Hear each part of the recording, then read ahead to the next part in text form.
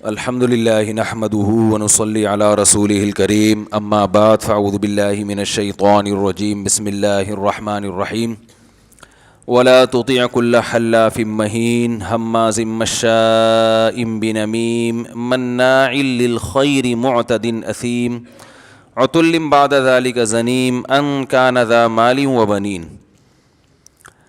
سورہ قلم کی ان آیات پر بیان چل رہا تھا۔ فروری 2020 بیان یہ چل رہا تھا کہ اللہ تعالیٰ نے رسول اللہ صلی اللہ علیہ وسلم کو حکم دیا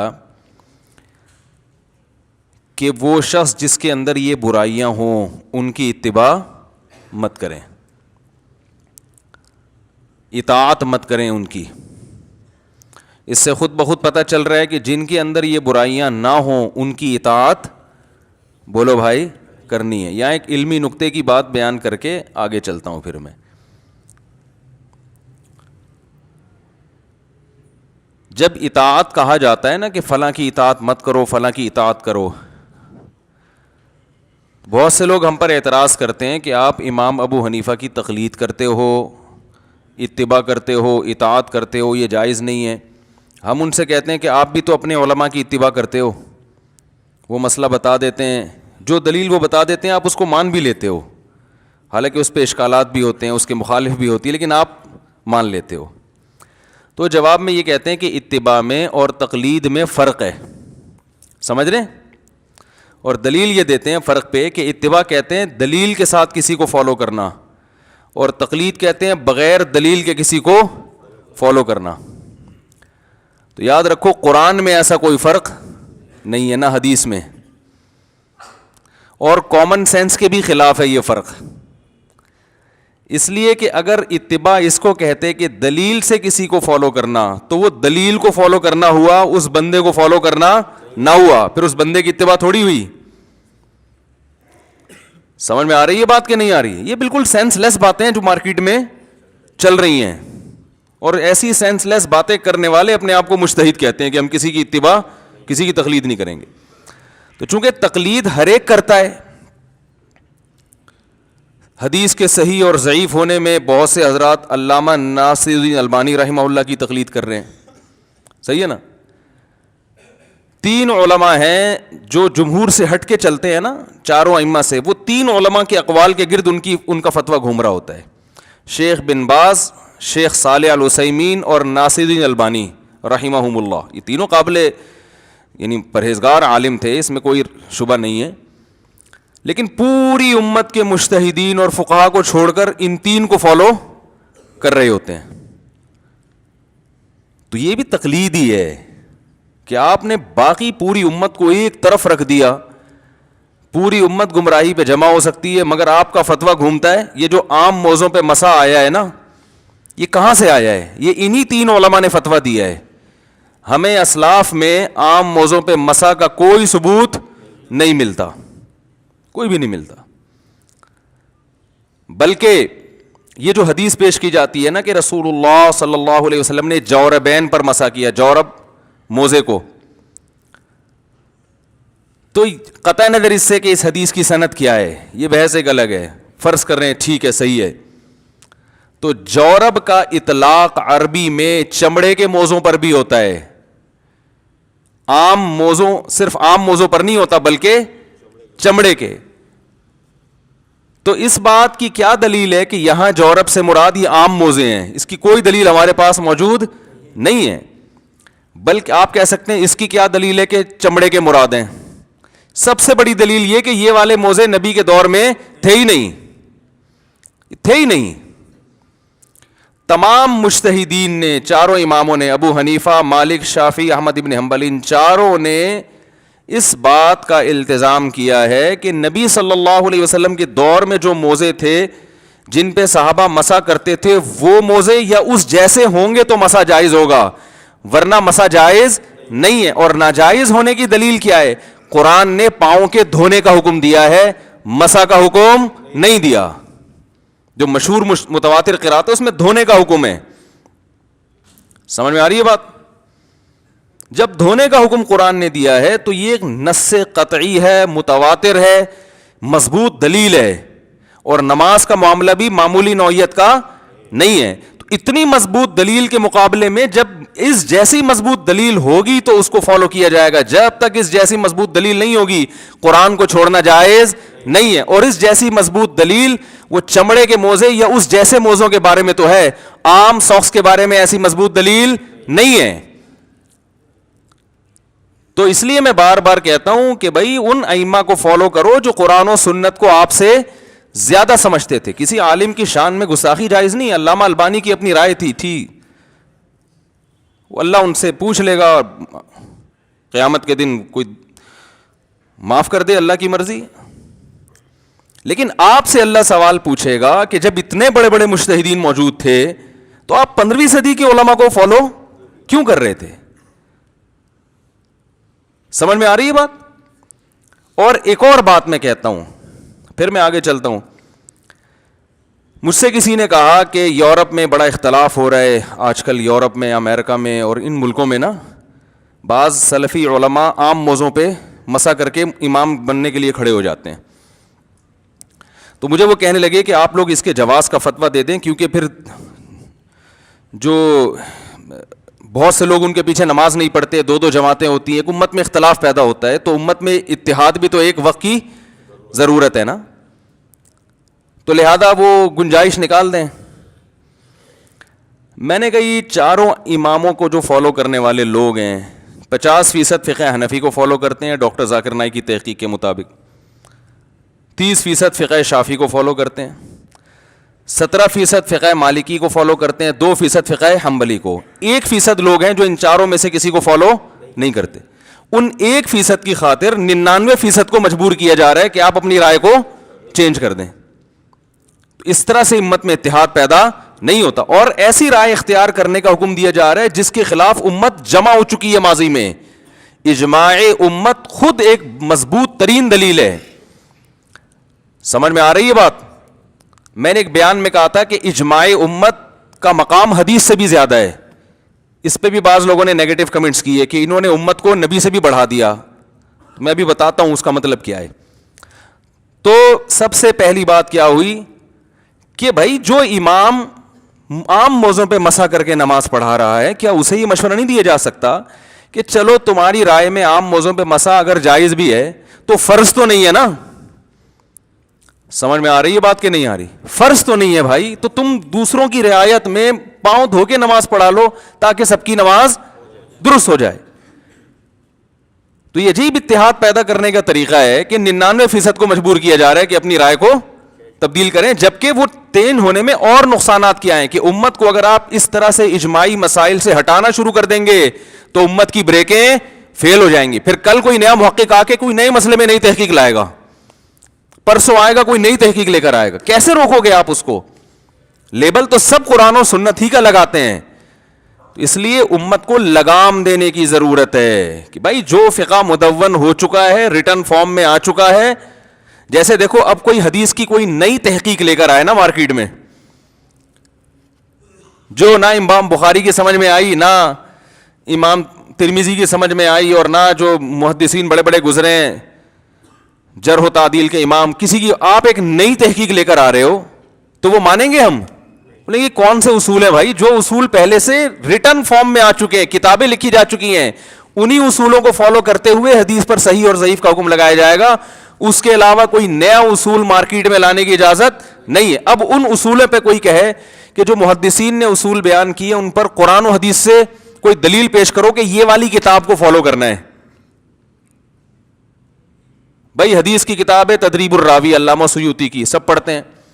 حافظ ابن حجر کی نخبۃ الفکر سب پڑھتے ہیں. اب یہ جو ریٹن فارم میں کتابیں آ گئیں, اس کی کیا دلیل ہے کہ یہ نبی نے کہا ہے کہ یہ کتابیں پڑھا کرو؟ تو یہ جاہلانہ اعتراض ہوگا کہ نہیں ہوگا؟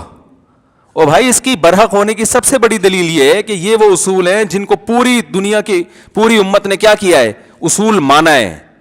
تو اسی طرح یاد رکھو قرآن و حدیث سے مسائل جو لکھے گئے ہیں نا, وہ یہ کام بہت پہلے ہو چکا ہے, تحقیقی کام ہو چکا ہے, اور پھر امت سمٹ کے چاروں فقہا پر اعتماد امت نے کر لیا. صدیوں اس پر اجماع چلا آیا ہے کہ اب اس 5واں فرقہ بنانے کی اجازت نہیں ہے, کیونکہ یہ ریٹن فارم میں لا جو ہے نا, یہ ریٹن فارم میں آ چکا ہے صدیوں پہلے.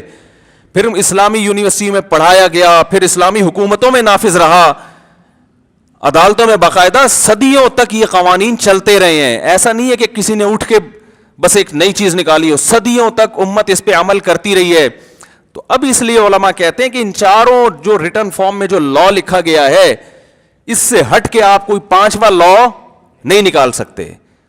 آپ کہتے ہو کہ اس کی کیا دلیل ہے کہ یہ برحق ہے, تو کیا دلیل ہے کہ بخاری برحق ہے بھائی؟ کیا دلیل ہے کہ صحیح مسلم برحق ہے؟ جو دلیل امام بخاری کے برحق ہونے کی وہی امام ابو حنیفہ کے برحق ہونے کی بھی وہی ہے. امت کہتی ہے کہ وہ برحق تھے تو امت ان کو بھی برحق کہتی ہے. جو دلیل امام بخاری کے درست ہونے کی ہے وہی دلیل امام شافعی کے بھی صحیح ہونے کی ہے. سمجھ میں آ رہی ہے بات کہ نہیں آ رہی ہے؟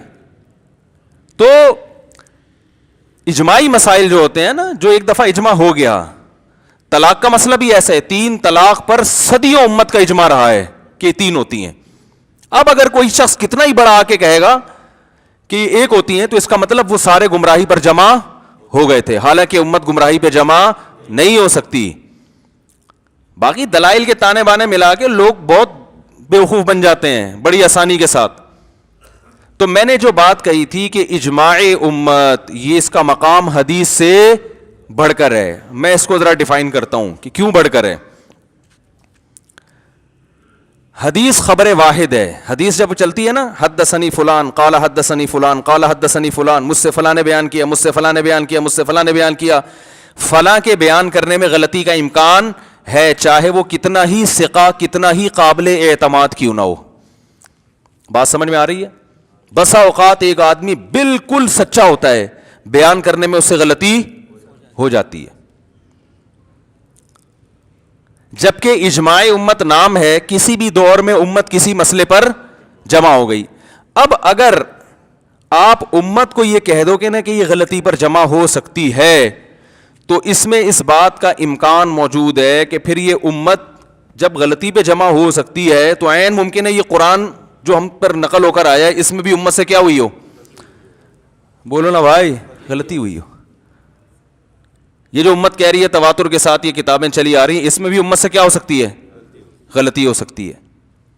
جب کوئی نبی نہیں آئے گا تو یہ امت غلطی پہ جمع نہیں ہو سکتی, کیونکہ اس قرآن کا جو قرآن ہونا ہے نا, یہ قرآن سے ثابت نہیں ہے, یہ اس امت کے اس اتفاق سے ثابت ہے کہ یہ وہی قرآن ہے جو نبی صلی اللہ علیہ وسلم پر نازل ہوا. بات آ رہی ہے سمجھ میں؟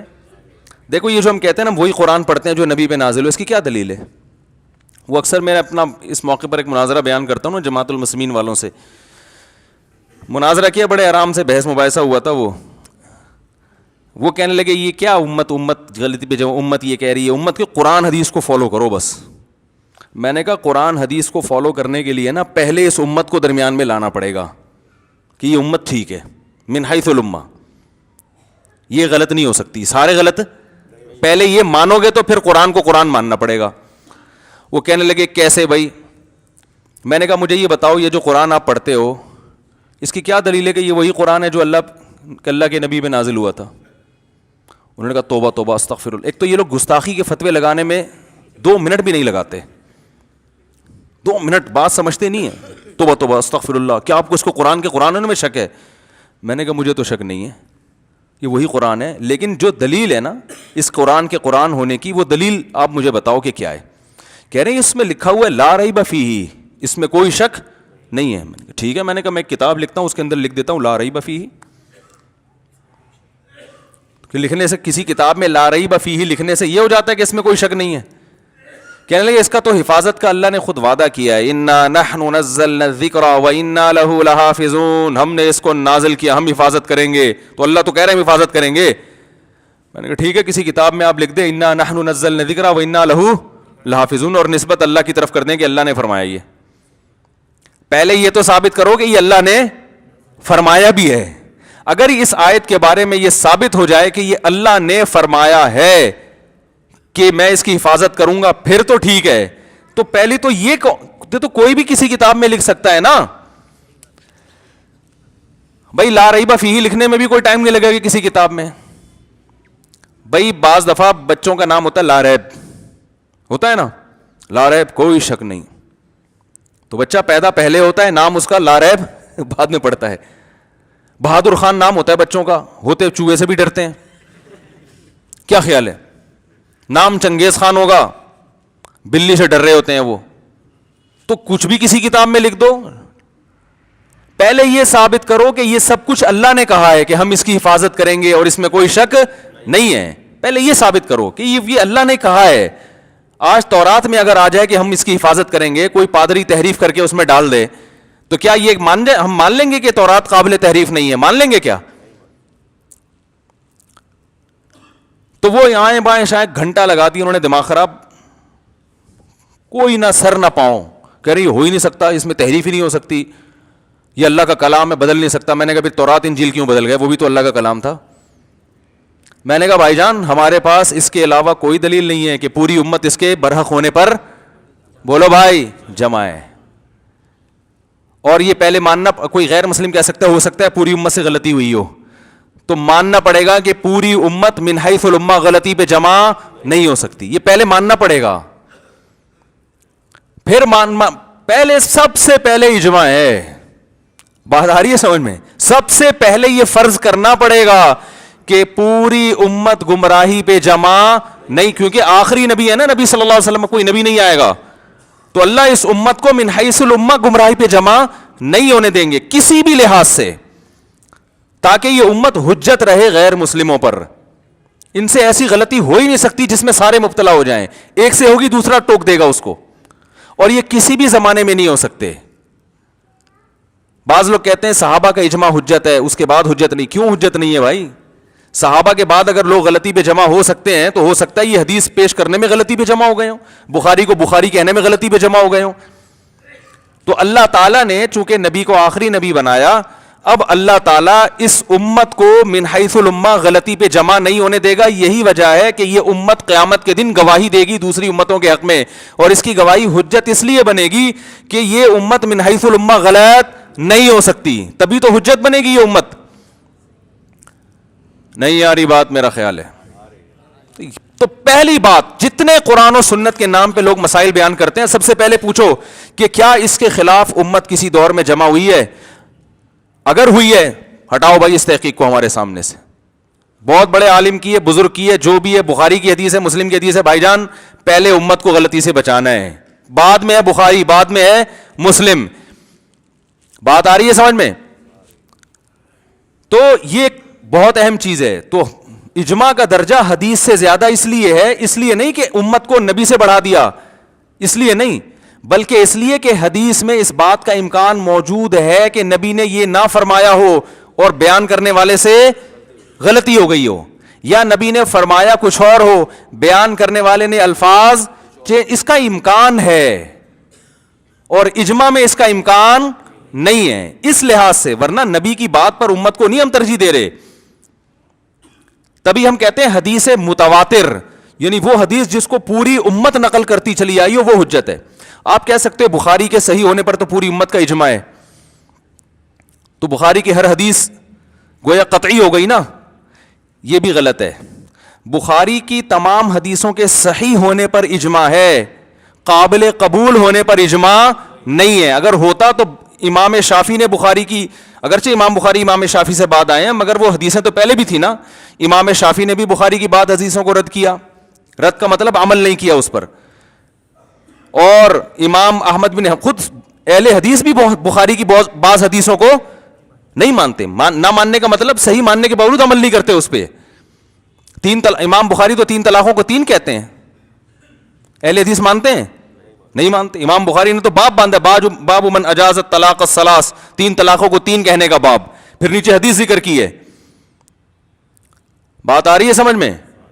صحیح ہونے پر اجماع ہے. نمبر 1, اس بات پر بھی اجماع نہیں ہے کہ یہ صحیح ایسی ہے جیسا قرآن, اس پر اجماع نہیں ہے, بلکہ ظنی ہے. ظنی کا مطلب غالب گمان ہے کہ یہ کیا ہے, بولو بھائی, صحیح ہے. میں اس کو ڈیفائن کرتا ہوں, ذرا بات چل پڑی ہے تو چلا لوں, یا ابھی چل پڑے ہیں تو چلتے ہیں, تاکہ بات تو کمپلیٹ ہو جائے نا. دیکھو کیا ہوتا ہے, صحیح کسی چیز کے صحیح یا سچے ہونے کی بھی 2 صورتیں ہوتی ہیں. ایک ایسا سچ کہ جس کے بارے میں آپ کو 100% یقین ہو اس میں جھوٹ کا امکان ہی ختم ہو جائے. صحیح ہے نا؟ آپ اس کو درست ماننے پر مجبور ہو جاؤ. جیسے دیکھو ورلڈ ٹریڈ سینٹر کا حادثہ ہوا تھا. جب یہ حادثہ ہوا ادھر سے بھی خبریں آ رہی ہیں, ادھر سے بھی خبر آ رہی ہے, ادھر سے بھی خبر, ادھر ہر نیوز چینل یہی خبر. لوگوں کو یقین آ گیا کہ امریکہ میں ایک بلڈنگ گری ہے. اس میں کوئی دوسری رائے نہیں ہو سکتی. جو کہے گا نا نہیں یہ واقعہ بنایا ہوا ہے, لوگ کہیں گے بھائی جان تو جا کے چڑیا گھر میں ٹکٹ لگوا دے اپنے اوپر, یا کسی عجائب گھر میں چلا جا. ساری دنیا 9/11 کا واقعہ ہوا ہے بھائی, ادھر سے بھی خبر آ رہی ہے, ادھر سے بھی خبر آ رہی ہے, وہاں سے بھی آ رہی ہے, ادھر سے بھی آ رہی ہے. یہ بھی سچی خبر ہے, مگر ایسی سچی کہ اس کا انکار کرنے والا جاہل ہے, ضدی ہے, ہٹ دھرم ہے. انکار کرنا چاہو تو کسی چیز کا بھی کر دو نا. میں بولوں ابھی رات نہیں دن ہو رہا ہے, آپ بولو بھائی ساری دنیا کو پتا ہے, میں کہا ساری دنیا جھوٹ بول رہی ہے. آپ بولو جو سورج نہیں ہے تو رات کیسے ہو رہی, میں کہا سورج ہے, یہ دیکھو سورج ہے. تو اگر کوئی نہ ماننا چاہے تو ایک الگ بات ہے, لیکن اصولی طور پر جو متواتر خبر ہوتی ہے, یقینی خبر ہوتی ہے, وہ ایسی چیز ہوتی ہے کہ اس کو نہ ماننا یہ ضد ہے اور ہٹ دھرمی ہے, جہالت ہے. دوسری سچی خبر یہ ہوتی ہے کہ ایک شخص آیا, اس نے آپ کو آ کے بتایا کہ ورلڈ ٹریڈ سینٹر کا ایک حادثہ ہوا ہے. جیسے پہلی دفعہ جب کسی نے خبر دی ہوگی آپ کو پتا ہے یہ ہوا, ایک دم آپ تفتیش کے لیے بھاگو گے. کیا خیال ہے؟ تفتیش کرو گے یار یہ واقعہ ہوا ہے کہ نہیں ہوا. حالانکہ جو پہلا آدمی جو خبر دے رہا تھا وہ بھی سچا آدمی تھا, وہ جھوٹ نہیں بولتا تھا, لیکن آپ کو یقین آ گیا. پھر بھی آپ نے کہا یار کچھ تو تحقیق مزید کر لو. تو وہ بھی سچی خبر ہے, مگر اس میں غالب گمان ہوتا ہے کہ سچ بول رہا ہے. ایسا قطعی یقین کہ انکار کرنے والے کو آپ جاہل اور یہ کہنا شروع کر دیں, ایسا نہیں ہوتا. امکان ہوتا ہے کہ شاید غلطی نہ ہو گئی ہو, تبھی آپ مزید تحقیق کر رہے ہوتے ہیں. تو جتنی ہمارے پاس صحاح ستہ میں حدیثیں ہیں ان میں 99% وہ حدیثیں ہیں جو اخبار آحاد ہیں. ایک شخص نے دوسرے سے, دوسرے نے تیسرے سے, زیادہ زیادہ 2 آدمی بیان کر دیتے ہیں, زیادہ 3 آدمی بیان کر دیتے ہیں. ان سے جو ہمیں یقین حاصل ہوتا ہے وہ ایسا یقین نہیں ہوتا جیسے قرآن کا ہمیں یقین ہے. کیونکہ قرآن جب پھیلا ہے نا دنیا میں, آذربائیجان میں جو قرآن پڑھا جا رہا ہے وہ بھی وہی ہے, دمشق میں جو قرآن پڑھا جا رہا ہے وہ بھی وہی ہے, حرم میں جو پڑھا جا رہا ہے وہ بھی. اتنے لوگ, یعنی سینکڑوں نے نبی سے سیکھا, ان سینکڑوں سے ہزاروں نے سینکڑوں سے سیکھا, ہزاروں سے لاکھوں نے سیکھا, لاکھوں سے کروڑوں نے سیکھا, اور پوری دنیا میں جہاں بھی جائیں گے, ساؤتھ افریقہ کے جنگل میں جائیں گے وہ بھی ویسے ہی قرآن پڑھ رہا ہے, حالانکہ اس کی سند ہماری سند سے بالکل ڈیفرنٹ ہے.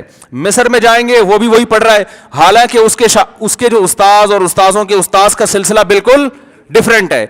اور جناب آپ ایتھوپیا میں چلے جائیں گے, وہاں دیکھیں گے وہ بھی ایک سند ہے اس کی, وہ بھی نبی سے جا کے مل رہی ہے. سارے لاکھوں سلسلے ہیں. تو بھائی اتنے سارے سلسلے غلطی پہ جمع نہیں ہو سکتے. یقیناً نبی نے اس آیت کو ایسے ہی پڑھا ہوگا, ورنہ کچھ تو اختلاف ہوتا نا.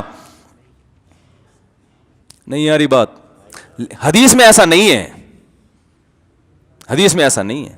حدیث میں تو اخبار آحاد چلتی ہیں.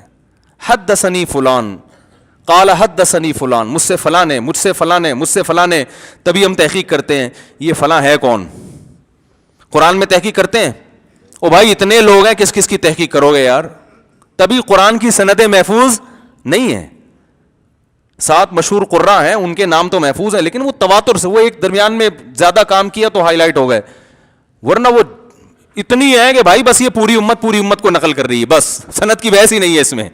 کوئی سند کی بحث شروع کر دے کہ بیوقوف سمجھیں گے. ایسے ہی جیسے کوئی کیا ورلڈ ٹریڈ سینٹر تباہ ہوا ہے, اس کی سند پیش کرو. آپ بولا بھائی پوری دنیا کہہ رہی ہے یار تباہ ہوا ہے, ساری 9/11 میں ورلڈ ٹریڈ سینٹر تباہ امریکہ میں ہوا, ملبہ پاکستان کے اوپر گرا, تباہ وہاں ہوا, مرے کون ہیں, ہم مرے ہیں. ٹھیک ہے نا. تو ملبہ ہم تو دبے ہوئے ابھی تک ملبے میں, اور ہم سے پوچھ رہے ہو کہ وہ تباہ ہوا ہے کہ نہیں ہوا. او بھائی ہم تو نکل نہیں پا رہے اس سے, سارے دہشت گردی ہمارے اوپر ڈال دی گئی. جبکہ حدیث میں کیا ہوتا ہے, خبر واحد ہے, 2-3 آدمی زیادہ زیادہ بیان کر دیں گے, وہ ثقہ ہوتے ہیں. تبھی پھر ان کی بحث بھی چلتی ہے کہ ثقہ ہیں بھی کہ نہیں ہے, اس میں اختلاف بھی ہوتا ہے. ایک کہہ رہا ہوتا ہے یہ ضعیف ہے, ایک کہہ رہے ہوتے ہیں, محدث کہہ رہے ہوتے ہیں یہ کیا ہے, ثقہ ہے. تو بخاری یا مسلم کی حدیثیں صحیح ہیں, مگر ظن غالب کے درجے میں، قرآن کی طرح قطعی اور متواتر نہیں ہے. ہاں ممکن ہے کوئی منکرین حدیث کہے، حدیثوں کا انکار کرنے والا، اچھا ہم تو پہلے ہی یہ کہتے تھے کہ یہ بخاری مسلم ضنی چیزیں ہیں اور تم قرآن کو چھوڑ کر ان حدیثوں کے پیچھے لگ گئے. یہ منکرین حدیث بھی اس سے غلط استدلال کر سکتے ہیں. ان کا جواب یہ ہے کہ جب آپ کو کوئی شخص خبر دیتا ہے جو قابل اعتماد ہو تو دنیا میں ہر پاگل سے پاگل یہ کہتا ہے کہ اس کی خبر پہ یقین کر کے عمل کیا جائے. اس کو انکار اس وقت کیا جائے گا جب اس سے زیادہ مضبوط دلیل اس کے اگینسٹ آپ کے پاس موجود ہوگی، ورنہ ظنی ہونے کے باوجود عمل کے لحاظ سے اس پر عمل واجب ہے. مثلا آپ کو صبح آفس پہنچنا ہے بولٹن مارکیٹ، صبح نکلے وسیم بھائی کا فون آ گیا، ابے تو بولٹن مارکیٹ جا رہا ہے، تجھے پتا ہے وہاں جو ہے نا وہ کچھ مسئلہ ہوا ہے، وہاں پہ لوٹ مار مچی ہوئی ہے، سگنل جو ہے نا جس سے تو گزرتا ہے وہاں تیری بھی نئی بائک ہے، ہر تھوڑی دیر میں نئی بائک چھن رہی ہے، صحیح ہے نا. آپ ایک دم چکر میں آ جاؤ گے. اگر ستار بھائی قابل اعتماد ہیں تو اگرچہ اس بات کا امکان ہے کہ ان کو غلط خبر ملی ہو، ان کے مشاہدے میں غلطی ہوئی ہو، یا بات اتنی ہی مبالغہ کر کے زیادہ بتا رہے ہوں، لیکن عقل مندی کا تقاضا ہے بھائی آرام سے گھر میں بیٹھ جاؤ، کیونکہ ستار بھائی نے بتایا یہ، اور ستار بھائی کبھی جھوٹ نہیں بولتے. حالانکہ امکان ہے کہ یار کیا خیال ہے، لیکن اب منکرین حدیث کیا کرتے ہیں، ہر حدیث کے بارے میں یہ کہہ کے کہ یہ ظنی ہے ظنی ہے ظنی ہے، پوری حدیثوں کا انکار کر دیا.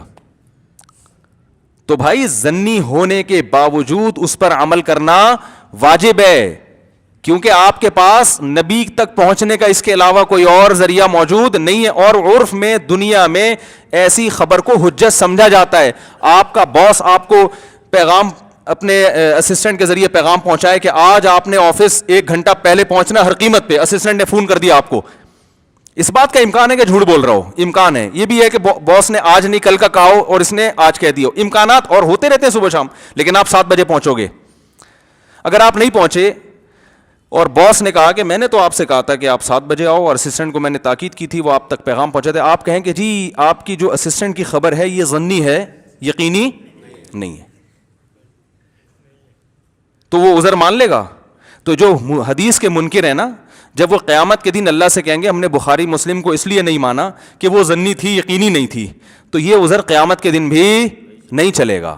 اس میں غلطی کا امکان ہوتا ہے، مگر اس امکان کو عملی زندگی میں لفٹ نہیں کرائی جاتی. اس امکان اس پر عمل اسی پر کیا جائے گا کہ جو کہہ رہا ہے، وہ اس کو لفٹ جب کرائیں گے جب اس کے اگینسٹ جو دلیل ہو وہ اس سے زیادہ طاقتور ہو. بات آ رہی ہے سمجھ میں کہ نہیں آ رہی ہے؟ اب سمجھو، یہاں تک سمجھ میں آ گیا؟ اب سمجھو. اب مسئلہ یہ ہے کہ صحیح ہے بخاری، صحیح ہے مسلم، یا جتنی بھی روایتیں ہیں یہ ظنی ہیں، صحیح حدیثیں ہیں، ان پر عمل کرنا واجب ہے. لیکن جب یہ اجماع امت کے خلاف جائیں گی تو قطعی چیز اجماع ہے یا نہیں ہے؟ بولتے کیوں نہیں میرے بھائی؟ تو پھر اس ظنی کو فالو نہیں کیا جائے. اب اگر جورب والی حدیث جو ہے نا، اور جو جس حدیث میں آتا ہے نبی نے جوربین پر مسح کیا ہے، اس حدیث کو آپ فرض کرو صحیح مان بھی لو، اول تو بخاری مسلم کی نہیں ہے، اس کی صحت میں اچھا خاصا اختلاف ہے، بہت سے محدثین اس کو ضعیف کہتے ہیں، مان لو کہ وہ صحیح ہے. پہلے تو صحیح ہونے میں اختلاف، نمبر 2 اس کے مفہوم میں اختلاف ہے کہ اس سے کون سے موضع مراد ہیں، اور دلیل کمزور ہو گئی نا. تو اس کمزور دلیل کو اگر صحیح مان بھی لیا جائے تو بھی یہ اجماع امت کے خلاف ہے. امت صدیوں تک اس پر جمع رہی ہے کہ ان موضوع پر مسح جائز نہیں ہے. تو آپ بخاری کو نہیں لے سکتے اجماع کے مقابلے میں، آپ ایک بخاری مسلم سے ہٹ کے روایت کو کیسے اجماع کے مقابلے میں قبول کر رہے ہو بھائی؟ نہیں آ رہی بات؟ تو کیسے ممکن ہے بھائی یہ کیسے؟ اور مسئلہ وضو کا ہے، نماز کا ہے. بعض لوگ یہ کہتے ہیں کہ اس میں حرج ہے. بھائی چمڑے کے موزوں پر شریعت نے مسح کی اجازت اس لیے دی کہ موزے اتارنے میں کیا ہوتا ہے؟ حرج ہوتا ہے نا. تو یہاں بھی کیا ہے؟ حرج ہے. تو اس کے 2 جواب ہیں. نمبر 1 آپ قیاس کر رہے ہو اجماع کے خلاف، سمجھ رہے ہو نا؟ یہ تو قیاس ہو گیا نا، یہ قیاس اجماع کے خلاف حجت نہیں ہے. دوسری بات یہ جو اصل جواب ہے حرج شریعت میں وہ معتبر ہے جس کو شریعت نے حرج مانا ہو. ان چیزوں میں قیاس نہیں چلتا. حرج وہ معتبر ہے جس کو شریعت نے حرج مانا ہو. تو شریعت نے چمڑے یا اس جیسے موضوع میں تو حرج کو حرج مانا ہے, عام موضوع میں شریعت نے حرج کو حرج نہیں مانا. وجہ اس کی ہے کہ ان عام موضوعوں کو پہن کر بھی آپ پاؤں پورے اچھی طریقے سے دھو سکتے ہو, پاؤں گیلے ہو جاتے ہیں آپ کے. آپ کہو کہ گیلے موضوع میں وضو کیسے کروں, تو یہ آپ کا ہیڈ ایک ہے, یہ شریعت کی نظر میں حرج نہیں ہے, کیونکہ شریعت کی نظر میں گیلے کپڑے یا گیلے موزے پہن کے نماز پڑھنا کوئی قابل حرج کام نہیں ہے. تو حرج وہ معتبر ہے, خود سے تھوڑی کر سکتے ہو آپ حرج. آپ کو مجھے سردی میں وضو کرتے ہوئے تکلیف ہو رہی ہے, اس حرج کو شریعت نے حرج مانا ہے؟ کرنا پڑے گا آپ کو. تو حرج جتنا شریعت نے بتا دیا اس پر آپ کو رہنا پڑے گا, اس سے آگے نکلنے کی اجازت نہیں ہے آپ کو. تو اب اجماع کے حجت ہونے کی ایک اور دلیل دے کے میں آگے پھر چلتا ہوں کہ اجماع امت اتنی مضبوط دلیل ہے کہ قرآن نے کیا بیان کیا کہ وَمَن يُشَاقِقِ الرَّسُولَ مِن بَعْدِ مَا تَبَيَّنَ لَهُ الْهُدَىٰ وَيَتَّبِعْ غَيْرَ سَبِيلِ الْمُؤْمِنِينَ نُوَلِّهِ مَا تَوَلَّىٰ وَنُصْلِهِ جَهَنَّمَ. اللہ تعالیٰ ارشاد فرماتے ہیں کہ جو بھی اللہ اس کے رسول کی مخالفت کرے گا اور مسلمانوں کے راستے کے علاوہ کسی راستے کو فالو کرے گا تو جہاں جا رہے ہم اسے جانے دیں گے اور بالآخر اسے جہنم میں پہنچا دیں گے. تو اللہ نے یہاں مسلمانوں کے راستے کو حق کا راستہ قرار دیا کہ نہیں دیا؟ بعض لوگ کہتے ہیں اس سے صرف صحابہ مراد ہیں. اس کی دلیل کیا ہے اس سے صرف صحابہ مراد ہیں؟ المؤمنین کا لفظ عام ہے. یہ کہہ سکتے ہیں کہ صحابہ اس کے اولین مصداق ہیں. جو کہتے ہیں صحابہ غلطی پہ جمع ہوئے, یہ آیت ان کے خلاف بھی حجت ہے. کسی بھی دور میں مومنین کے راستے کو چھوڑ کر کوئی کسی راستے کو فالو کرے گا تو وہ اس آیت کی وعید میں داخل ہوگا. تو بھائی شیخ بن باز, شیخ صالح العثیمین, علامہ البانی ہماری سراخوں پر, ہم ان کی خاک کے برابر بھی نہیں, لیکن ان کا فتویٰ اجماع امت کے خلاف قابل قبول نہیں ہے. 3 طلاق کو ایک کہنے میں بن باز کا فتویٰ اجماع امت کے خلاف ہے.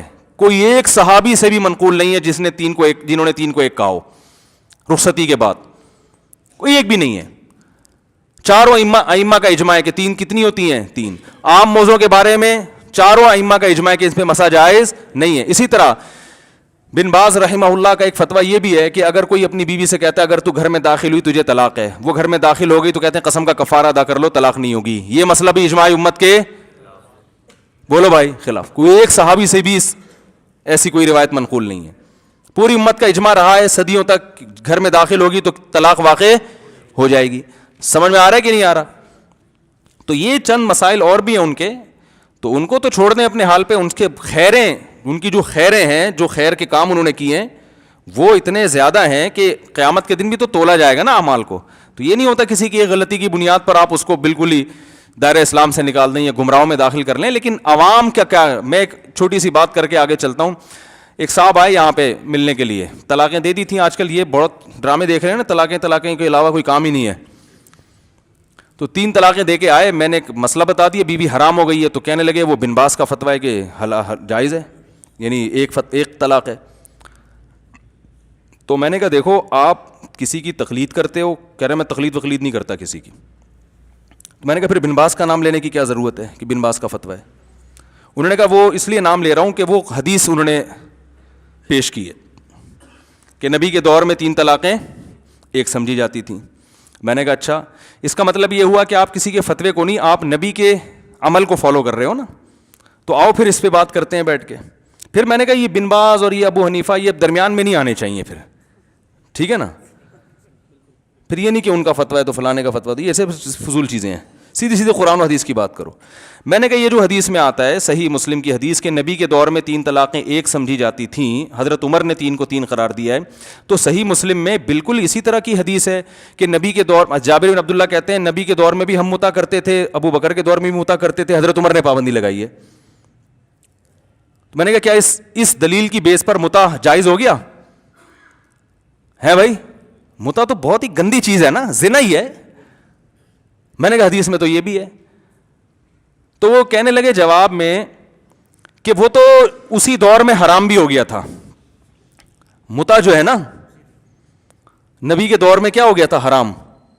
تو میں نے کہا پھر اس پر بات چلتے ہیں, اگر 3 طلاق بھی نبی کے دور میں 3, نبی کا فیصلہ یہ کہ 3 ہوتی ہیں, صحیح ہے نا, نبی کا فیصلہ یہ, تو اس کا مطلب یہ کہ یہ فیصلہ بھی نبی کے دور میں بولو نا بھائی, ہو چکا تھا اگر حدیث ہی سے ثابت ہو.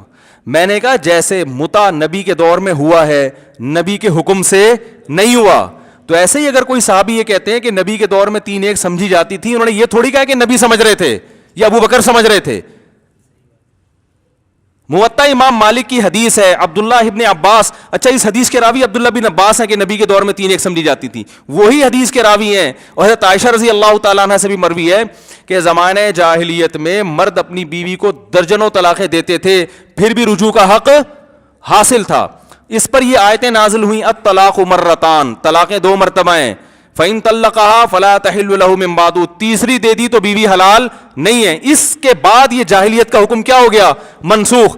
تو جیسے متع زمانہ جاہلیت کی ایک رسم تھی, مگر نکاح کی آیتوں نے اس رسم کو ختم کر دیا, مگر پھر بھی جاہلیت کے کچھ رسومات باقی رہ گئیں. تو بعین ہی اسی طرح نبی کے دور میں زمانہ جاہلیت سے ایک چیز چلی آ رہی تھی کہ 3 طلاقوں کے بعد بھی رجوع کا حق حاصل ہوتا تھا. یہ حکماً ایک سمجھی جاتی تھیں, جیسے ایک کے بعد ہوتا ہے نا, لیکن الطلاق مرتان نے اس حکم کو کیا کر دیا, ختم. اور یہ عبداللہ بن عباس ہیں, یہ حضرت عائشہ, راوی کا نام میں بھول رہا ہوں, ان سے صراحتاً صحیح حدیث منقول ہے. تو میں نے کہا میرے بھائی, جیسے حضرت عمر نے متع پہ پابندی لگا کے کوئی جدید کام نہیں کیا تھا, حضرت عمر نے بھی 3 کو 3 کہہ کے کوئی جدید کام نہیں کیا, وہی کام کیا جو جس میں نبی کر چکے تھے.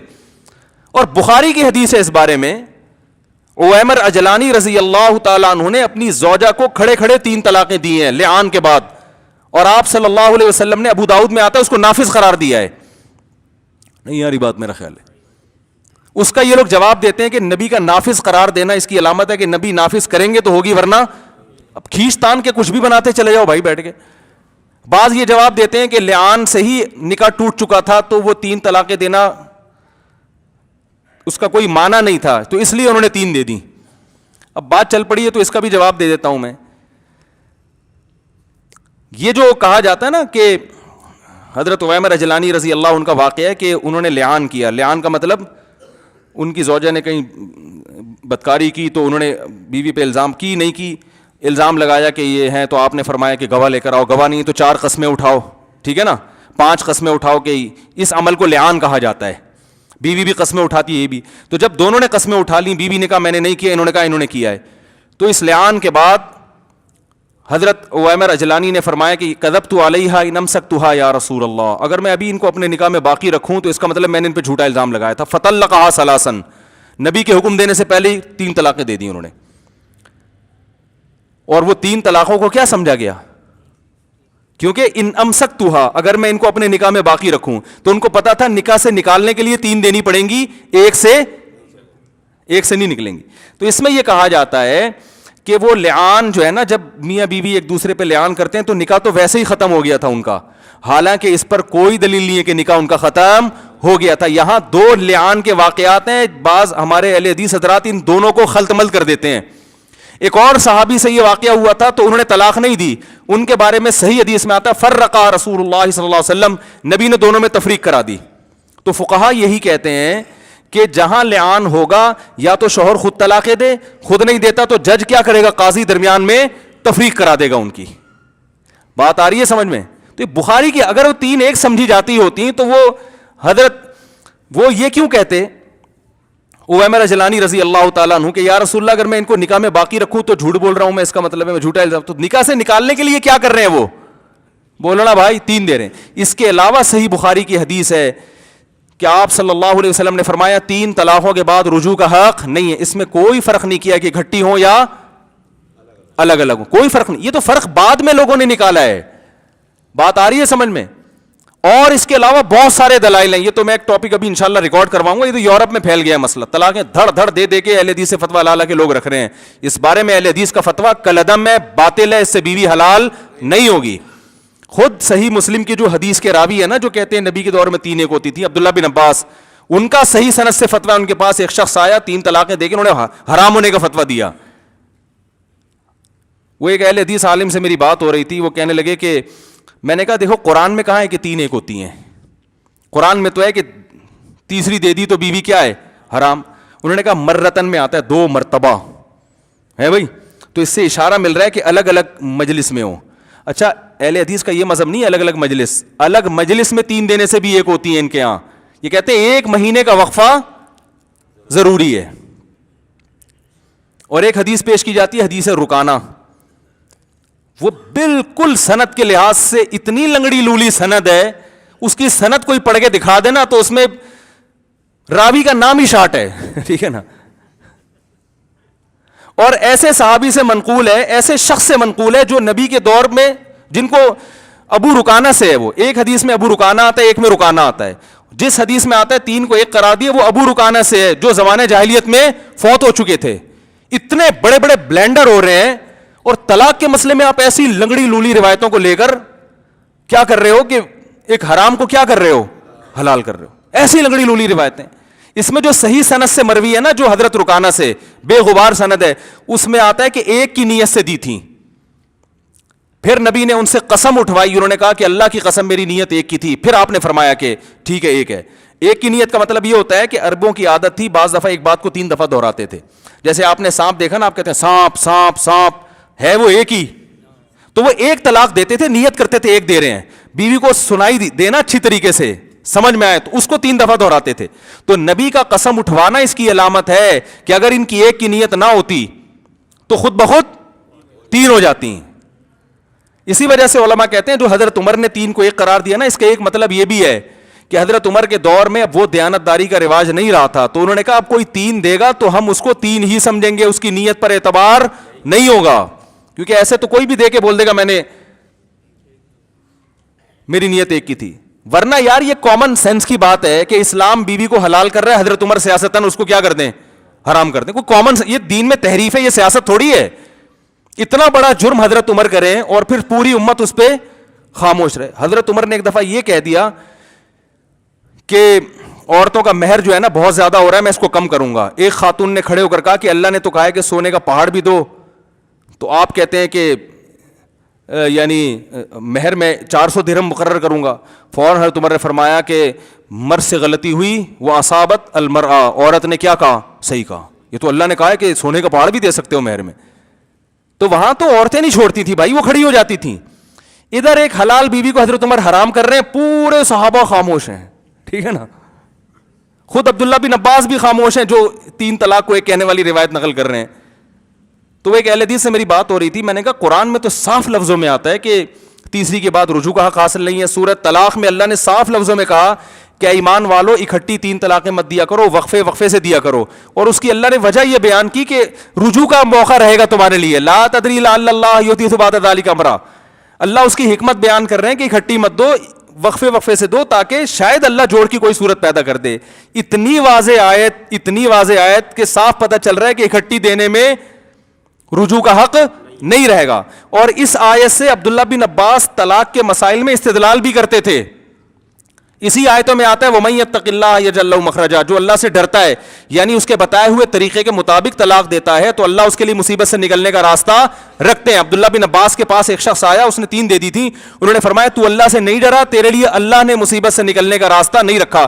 یہ جو حدیث کی سند ہے نا, یہ بخاری جیسی سند ہے عبداللہ بن عباس کے اس قول کی, اتنی مضبوط سند ہے. وہ قرآن کی آیت بطور دلیل کے پیش کر رہے ہیں. اگر یہ حضرت عمر کا فیصلہ ہوتا تو وہ کہتے عمر نے تیرے لیے راستہ نہیں رکھا. اتنے واضح دلائل کے بعد بھی آپ کہتے ہو 3 ایک ہوتی ہیں. یہ قرآن و حدیث نہیں ہے میرے بھائی, یہ قرآن و حدیث نہیں ہے. یہ امت کو آپ ایک بے لگام, وہ یورپ میں کیا تماشے ہو رہے ہیں, امریکہ میں وہ ادھر طلاق دی, وہ ادھر فتویٰ دے رہے ایک ہوئی ہے, وہ ادھر فتویٰ دے رہے 3 ہوئی ہے, وہ کہہ رہے ایک بھی نہیں ہوئی ہے. عجیب تماشا بن گیا, مذاق. بیوی شوہر کے ساتھ رہنا چاہتی ہے, اپنے مطلب کا فتویٰ لے آتی ہے, نہیں رہنا چاہتی دوسرا فتویٰ لے آتی ہے. یہ ہے ان 4 فقہ سے ہٹنے کا نتیجہ. یہ تباہی ہے جس پر امت نے, علماء نے پہلے تنبیہ کر دی تھی, امت بے لگام اونٹ کی طرح ہو جائے گی. قرآن و حدیث کے نام پہ ہر ایک کو امت کو بے لگام کرنے کی اجازت نہیں ہے. جو ریسرچ ہو چکی ہے اسی کو فالو کرنا پڑے گا, تباہ ہو جائے گی امت.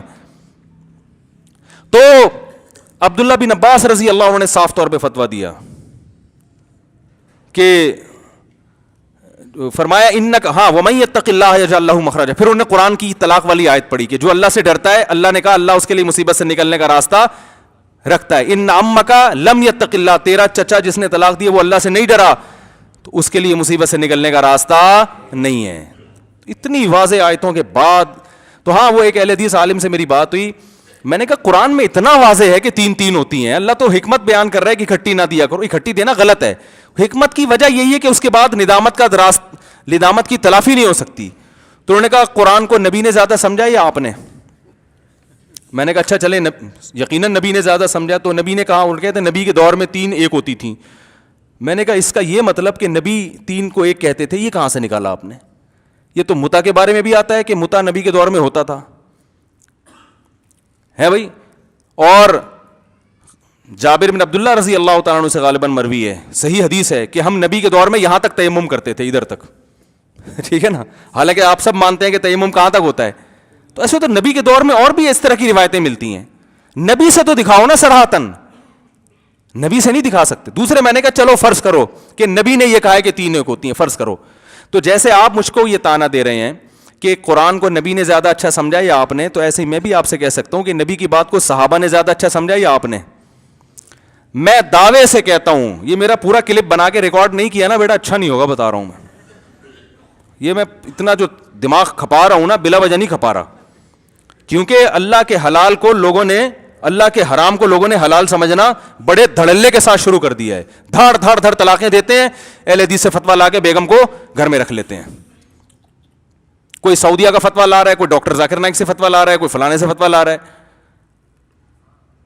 تو بس خواہشات نفسانیہ کا ایک دروازہ کھلا ہوا ہے. عورت کو اگر عورت پسند نہیں کرتی میاں کو, وہ اپنے مطلب کا لے آئے گی, ٹھیک ہے نا.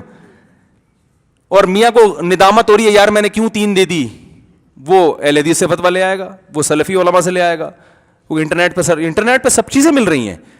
ہم نے اپنے آپ کو باؤنڈ کرنا ہے بھائی, جو محدثین محققین گزر چکے ہیں بس اس کے علاوہ کسی کی نہیں چلے گی. قرآن و حدیث انہوں نے ہم سے زیادہ سمجھا ہے. اور میں آپ کو بتاؤں دلائل کی دنیا میں بھی ہم ان ثابت کر سکتے ہیں. دلائل کا پلڑے میں بھی ائمہ اربعہ کا پلڑا بھاری ہے. کسی دلیل والے سے بیٹھے نا تو ہم بات کلپ بازی نہیں ہوتی ہم سے, صحیح ہے نا. تو ریفرنس جتنے ہیں سب پتہ ہے ہمیں کیا, اور ریفرنس کے نام پہ کیسے بیوقوف بنایا جاتا ہے. تو میری عادت نہیں ہے فروئی مسائل میں اس اسٹائل کی, لیکن کچھ مسائل ایسے ہیں جو خام خمے جو ہے نا امت میں ایک بلا وجہ کی ایک اختلاف پھیلا دیا گیا ہے. ورنہ میں اختلافی مسائل میں یہ میرا اسٹائل نہیں ہوتا ہے. ٹھیک ہے وہ بھی رائے ہے یہ بھی رائے ہے. ایک تو یہ مسئلہ بہت بڑا ہے, چھوٹا نہیں ہے. دوسرا اجماعی مسئلہ ہے بھائی.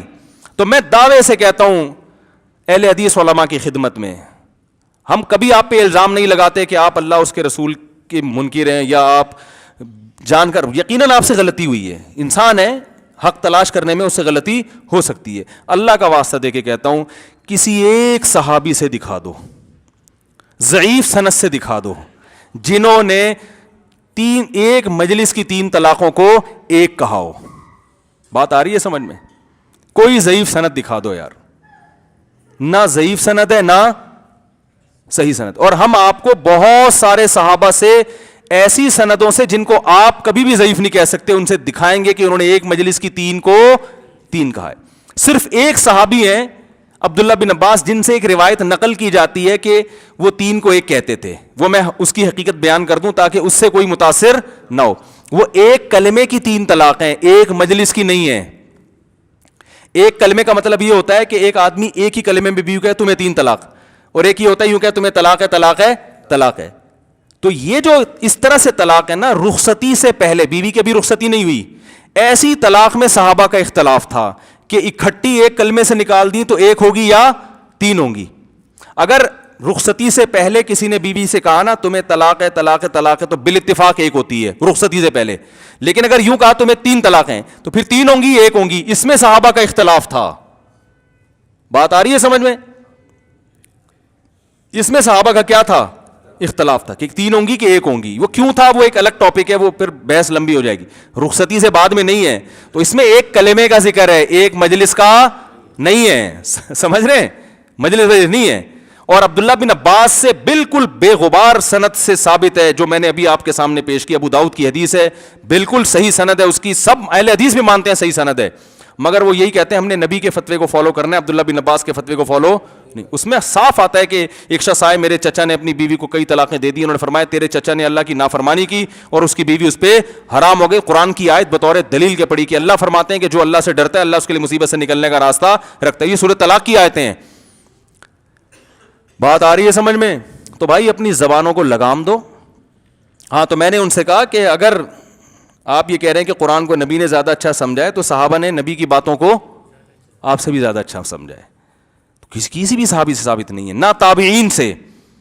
حضرت طاؤس سے ایک روایت ہے کہ وہ اس طلاق کو طلاق نہیں مانتے تھے جو شریعت کے خلاف ہو, اس میں بھی ایک مجلس کا نہیں ہے. تو اس کا بھی صاف مطلب یہ ہے, کیونکہ حضرت طاؤس سے 3 کا 3 کہنا بھی منقول ہے, تو وہ یہ ہے کہ وہ اس طلاق کو غیر شرعی طلاق مانتے تھے. یعنی وہ اس کے الفاظ یہ ہیں کہ حضرت طاؤس اس طلاق کو طلاق مانا کرتے تھے جو اس طریقے سے دی جائے, کیونکہ اسلاف میں اس میں بھی اختلاف تھا کہ طلاق کا جو شرعی طریقہ ہے, امام شافعی کے یہاں تو اکٹھی 3 دینا جائز ہیں لیکن جمہور کے یہاں جائز نہیں ہے, تو وہ بھی واضح نہیں ہے. علامہ, میں اپنی بحث کو ختم کرتا ہوں بس یہ بات کر کے. یہ مسئلہ سب سے پہلے شروع ہوا علامہ ابن تیمیہ رحمہ اللہ نے 7ویں صدی ہجری میں. انہوں نے کہا 3 ایک ہوتی ہیں. انہی کی اتباع کی علامہ ابن قیم نے, انہوں نے بھی کہا 3 کتنی ہوتی ہیں, ایک ہوتی ہیں. انہی کی اتباع کی انہی کے شاگرد نے علامہ ابن رجب نے, انہوں نے بھی کہنا شروع کر دیا 3 ایک ہوتی ہیں. لیکن علامہ ابن رجب رحمہ اللہ کو پھر احساس ہوا کہ اس میں میرے شیخ ابن قیم اور ابن تیمیہ سے غلطی ہوئی ہے. انہوں نے مزید تحقیق کی, رجوع کا اعلان کیا, اور ایسا خاندانی رجوع کیا نا انہوں نے کہ ان کے الفاظ ہیں وَعَلَمْ أَنَّهُ لَمْ يَثْبُتْ عَنْ أَحَدٍ مِّنَ الصَّحَابَةِ وَلَا مِنَ التَّابِعِينَ وَلَا مِنْ أَئِمَّةِ السَّلَفِ الْمُعْتَدِّ بِقَوْلِهِمْ فِي الْحَلَالِ وَالْحَرَامِ شَيْءٌ صَرِيحٌ أَنَّ الطَّلَاقَ الثَّلَاثَ بَعْدَ الدُّخُولِ يُحْسَبُ وَاحِدَةً إِذَا سَبَقَ بِلَفْظٍ وَاحِدٍ. یہ ان کے الفاظ ہیں. یقین کر لو کہ کسی ایک صحابی, کسی ایک تابعی, ائمہ سلف میں سے, جو اپنے آپ کو سلفی کہتے ہیں وہ خوب سنیں, سلف کے اماموں میں سے کسی ایک سے بھی صراحت کے ساتھ یہ منقول نہیں ہے کہ رخصتی کے بعد کسی نے اکٹھی 3 دے دی تو ایک ہوگی, کہیں بھی نہیں ہے. اجماع امت ہے اس پر. سمجھ رہے کہ نہیں سمجھ رہے؟ تو کہاں سے بات چلی تھی, وہ میں کیا بات لے کے چلا تھا, ادھر کدھر سے آ گئی. تو یہ موضوع پہ مسا ہو گیا, یا یہ امت کے اجماعی مسائل ہیں بھائی, ان میں چھیڑ چھاڑ کی چندہ ضرورت نہیں ہے. قرآن و حدیث ائمہ اربعہ نے بہت اچھی طریقے سے سمجھا ہے, ٹھیک ہے نا. مزید, اور یہ اسی طرح عورتوں اور مردوں کی نماز کا جو فرق ہے یہ بھی صدیوں سے چلا آ رہا ہے. چاروں ائمہ کی کتابوں میں یہی لکھا ہوا ہے کہ عورت سمٹ کے پڑھے گی, عورت مردوں کی طرح نہیں پڑھے گی. اب یہ شروع کیا ہے کہ عورتیں, اور ایک حدیث سے استدلال کیا ہے کہ سردہ اس طرح نہ کرو جیسے کلب کی طرح نا, کتا جیسے وہ سمٹتا ہے. تو وہ مردوں کے بارے میں نہیں, وہ عورتوں کے بارے میں نہیں, مردوں کے بارے میں. امام بخاری نے ایک خاتون کا تذکرہ کیا ہے, اپنے تابعیہ تھیں یا صحابیاں تھیں, ام دردہ, کہ وہ مردوں کی طرح نماز پڑھتی تھیں. اس سے استدلال کرتے ہیں, دیکھو تو اس سے پتہ چلا باقی ساری کس طرح پڑھتی تھیں, عورتوں کی. پتہ چلا مرد اور عورت کی نماز میں فرق تھا نا, تبھی تو امام بخاری کہہ رہے ہیں تبھی امام بخاری کہہ رہے ہیں کہ وہ مردوں کی طرح نماز پڑھتی تھیں.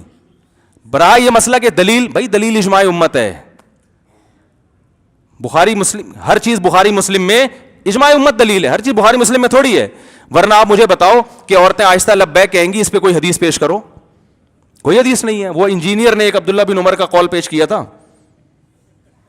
تو ایسے تو صحابہ سے بعض صحابہ سے یہ بھی ثابت ہے, تابعین اور اسلاف سے, کہ وہ عورتیں سمٹ کے نماز پڑھیں گی. آپ تو ہم سے حدیث کا مطالبہ کرتے ہو نا, حدیث سے مراد قول رسول. اور کمال کیا انجینئر نے, کیونکہ سامنے نہیں بیٹھ رہا نا, وہ اسی وجہ سے نہیں بیٹھ رہا, اس کو پتا ہے پکڑا جاؤں گا میں. عبداللہ بن عمر کا جو اس نے قول پیش کیا وہ بھی ضعیف, صحیح سند سے صاحب, اس میں ابن جریج مشہور مدلس راوی ہے اور عن سے روایت کر رہا ہے, سمجھ رہے ہیں نا. اور اس نے مجھ پہ ایسا طنز کیا ہے کہ مفتی ان لوگوں کو حدیثوں کا بالکل بھی پتہ نہیں ہے, یہ لے حدیث, یہ لے, ایسا مسالے لگا کے نا. آپ بیٹھو تو انشاءاللہ ہم جاہل ہیں لیکن آپ سے زیادہ نہیں ہے انشاءاللہ.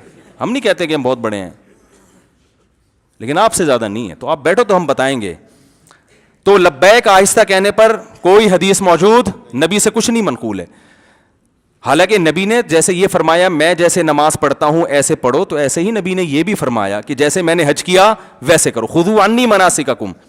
تو نبی نے تو بھائی رمل کیا ہے پہلے 3 چکروں میں, ہماری عورتیں رمل نہیں کرتی. نبی نے تو صفا مروہ پہ دوڑ لگائی ہے, خواتین دوڑتی نہیں ہے. حالانکہ جن کی سنت کو فالو کر رہے ہیں وہ تو خاتون تھیں, حضرت ہاجرہ, وہ تو دوڑی تھیں. پھر بھی عورت کو دوڑنے کی اجازت نہیں ہے, کیونکہ عبادت میں عورت کا عورت پنا جھلکنا چاہیے. تو اسی طرح نماز جیسی عبادت میں بھی عورت کا عورت پن جھلکنا چاہیے. وہ سمٹ کر ہے, وہ مردوں کی طرح پڑھنے میں نہیں ہے. امام احمد بن حنبل جو امام بخاری کے استاذ ہیں, وہ فقیہ تھے, مجتہد تھے. امام بخاری محدث ہیں, ان کا شمار فقہا میں, یعنی محدثین میں نہیں, فقیہ تھے مگر مجتہدین میں نہیں ہوتا ان کا شمار. تبھی امام ترمذی رحمہ اللہ تعالی, جو امام بخاری کے شاگرد ہیں, جب کوئی مسئلہ بیان کرتے ہیں نا تو اس میں فقہا کی رائے پیش کرتے ہیں. امام احمد کی یہ رائے, ابو حنیفہ کی یہ رائے, امام سفیان کی رائے. کبھی انہوں نے امام بخاری کی رائے پیش نہیں کی. امام بخاری کی رائے پیش کریں گے حدیث کے صحیح یا ضعیف ہونے میں. تو امام احمد ابن حنبل وہ امام بخاری سے پہلے کے بھی ہیں اور مجتہد بھی ہیں.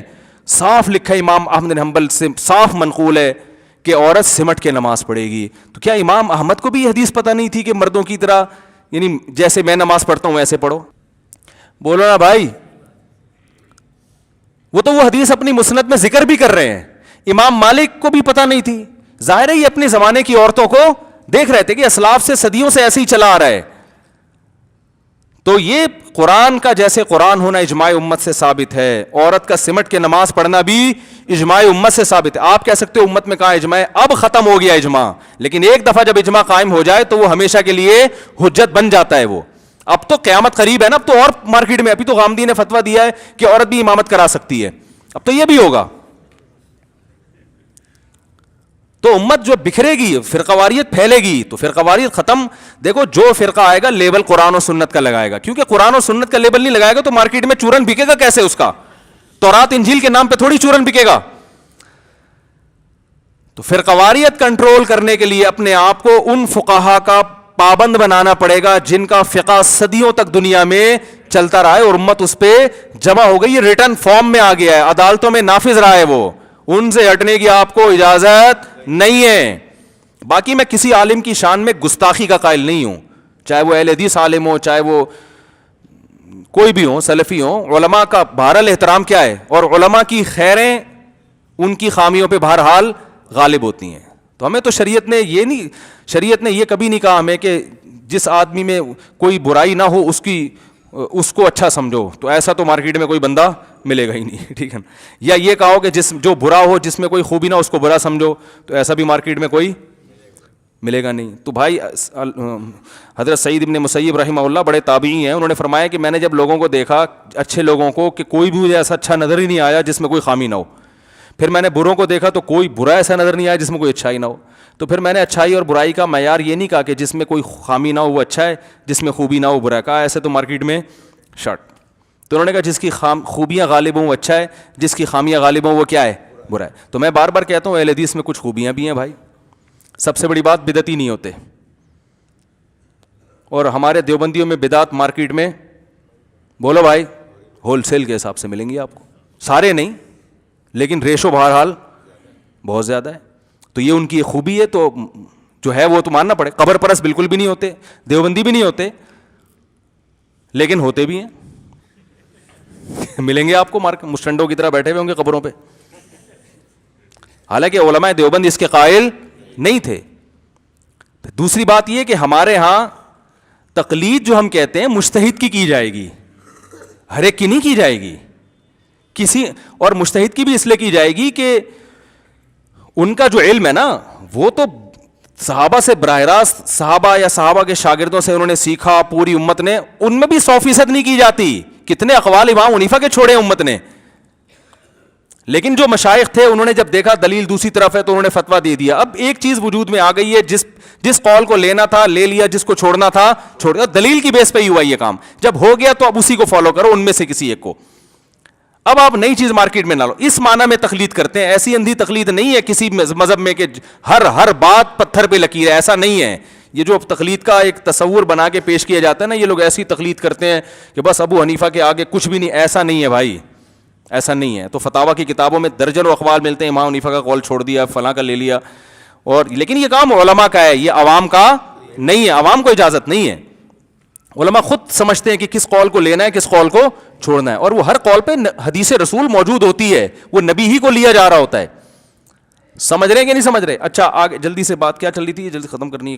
کہاں ہے موضوع پہ؟ نہیں, ابھی جو آخری بات چل رہی تھی, موضوع تو ہو گئے. خواتین کا بھی ہو گیا نماز کا. ہاں اب دیکھو خواتین کی نماز میں وہاں صحیح ہے صفا مروہ میں, عورت نہیں, کوئی دلیل نہیں, کوئی حدیث نہیں ہمارے پاس. بھائی عبادت ہے تو عبادت میں عورت تو اس, جبکہ نماز میں تو صریح حدیثیں موجود ہیں جو بتا رہی ہیں کہ عورت کو نماز میں حیا کا اظہار کرنا ہے. حدیث میں سب سے پہلے عورت کا سطر نماز میں مرد سے کئی گنا زیادہ. نمبر 2, حدیث میں آتا ہے کہ جب مرد غلطی کرے گا تو پیچھے لوگ تسبیح کہیں گے, عورت کو تسبیح کہنے کی اجازت نہیں, حالانکہ عورت کی آواز کا شرن پردہ نہیں ہے, پھر بھی نماز میں وہ آواز وہ ایسے کرے گی. تصفیق للناس, صحیح حدیث ہے یہ. حدیث میں آتا ہے عورت کی گھر مسجد میں اگر نماز پڑھتی ہے آخری صف سب سے بہترین ہے اور پہلی صف سب سے بدترین, یہ بھی حیا سے اس کا تعلق ہے نا. پھر حدیث میں آتا ہے عورت کے گھر میں نماز مسجد سے بہتر, پھر گھر کے صحن سے بہتر ہے کہ وہ کمرے میں نماز پڑھے. ایک عرب عالم نے لکھا کہ بھئی عورت کو اگر سمٹنے کا حکم ہے تو وہاں سمٹے جہاں مرد نہیں ہے, وہاں مردوں کی طرح پڑھے, کیا اس میں خرابی ہے؟ تو ایسا نہیں ہے, اکیلے بھی پڑھے گی تو حیا کا اظہار کرنا پڑے گا, کیونکہ گھر میں صحن میں بھی پڑھ سکتی ہے حالانکہ مرد نہیں ہے, پھر بھی حدیث میں کیا آتا ہے, کھلے آسمان کے بجائے چھت کے نیچے نماز پڑھے. تو اتنا سمٹایا جا رہا ہے, تو یہ اسی لیے کہ عورت کا جو مردوں کی طرح جب نماز پڑھے گی تو اس میں سمٹنا نہیں. اور آپ ٹرائی کر کے دیکھ لیں, ادھر عورت کو عورتوں کی طرح نماز پڑھو, اس میں عجیب اس کا جو ہے نا عورت پنا جھلک رہا ہوگا, حیا نظر آ رہی ہوگی, وہ اس طریقے میں اچھی لگ رہی ہوں گی. بعض لوگ کہتے ہیں یہ جو حدیث میں یہاں عورت یہاں ہاتھ باندھے اور یوں رکو, ایک ایک چیز پہ دلیل نہیں ہوتی. جب ایک چیز ہے کہ سمٹ کے پڑے گی تو اس سمٹنے کی کیفیات میں اختلاف ہو سکتا ہے. ایک امام نے کہا کہ اس طرح سمٹے گی, دوسرے نے کہا وہ کیفیات میں اختلاف ہے.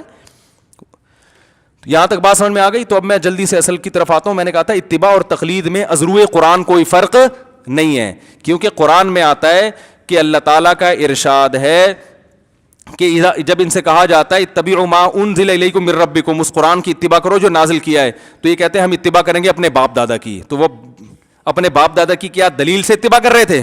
اندھی تقلید کو اتباع کہا گیا ہے نا. نہیں آ رہی بات. تو قرآن میں اطاعت کا لفظ, اتباع کا لفظ وہ تقلید ہی کے معنی میں ہے, ایک ہی چیز ہے. یہ تو بعد میں لوگوں نے فرق نکالے ہیں, قرآن میں ایسا نہیں ہے.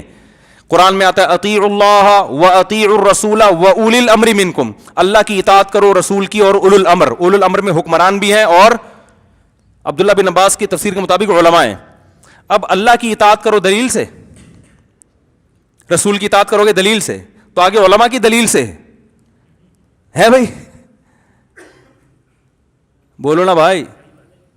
یہ آپ کہہ سکتے ہیں کہ اگر اتنا مفہوم عام ہے کہ علماء کی اتباع کرو تو پھر تو گمراہ علماء بھی ہیں بھائی. تو جس عالم کی بات قرآن و سنت کے خلاف چلی جائے تو پھر تو وہاں ہم کو علماء کی بات ماننے کی اجازت نہیں ہے. یہ بات معقول ہے.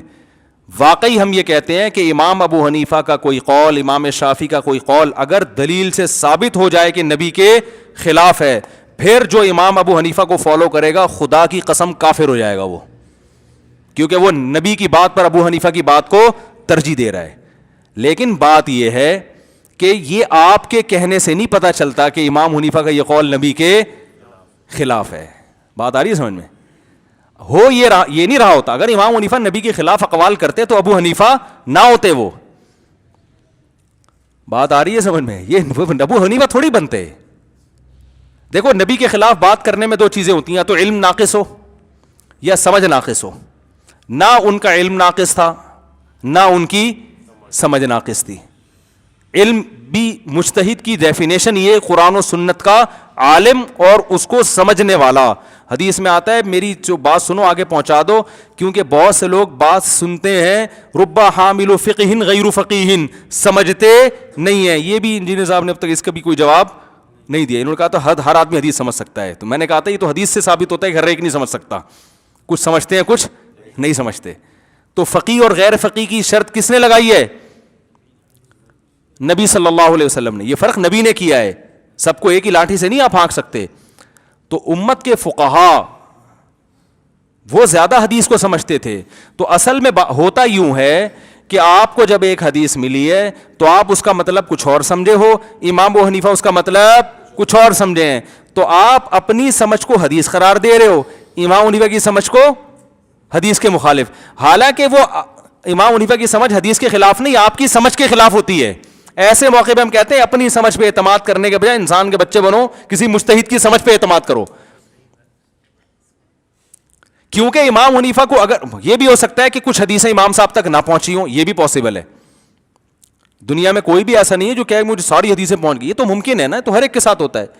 تو امام حنیفہ کے ساتھ بھی ایسا ہوا ہے, لیکن جب ہوا تو ان کے شاگردوں نے امام ابو حنیفہ کے قول کو حدیث ملنے کے بعد چھوڑ دیا, اور پھر فقہ حنفی میں اس مسئلے میں امام ابو حنیفہ کے قول پہ فتویٰ نہیں ہے.